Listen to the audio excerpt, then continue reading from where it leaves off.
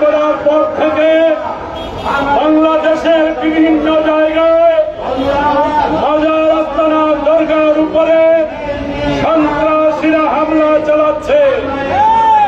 আপনার তরফ থেকে প্রধান উপদেষ্টা ডক্টর ইউনূস সাহেবকে বলতে চাই, আপনার তরফ থেকে এর প্রতিরোধ করার, প্রতিকার করার কোন নজির আমরা মাজারপন্থীরা দেখছি না।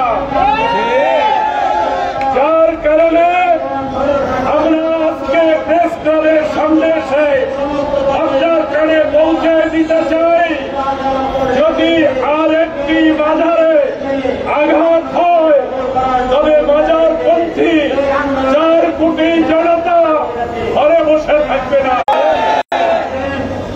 বাবা শাহজালাল আউলিয়ার আগমনের আগে এই দেশে, এই বাংলার মাটিতে কোনো মুসলমান ছিল না, এই বাংলার মাটিতে আজান হতো না। আজকে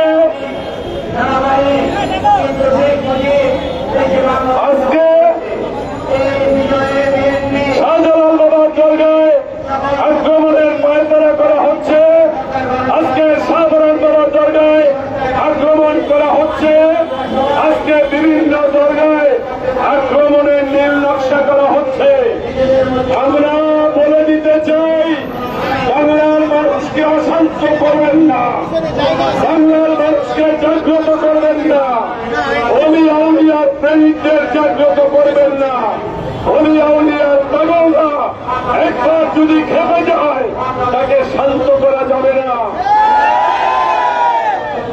আমি খুব সূক্ষ্মভাবে বলতে চাই, ফোরাত নদীর পারে ইসলাম 2 ভাগে ভাগ হয়েছে।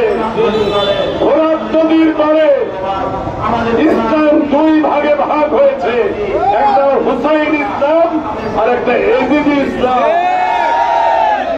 আমরা হুসাইন ইসলামের অনুসারী।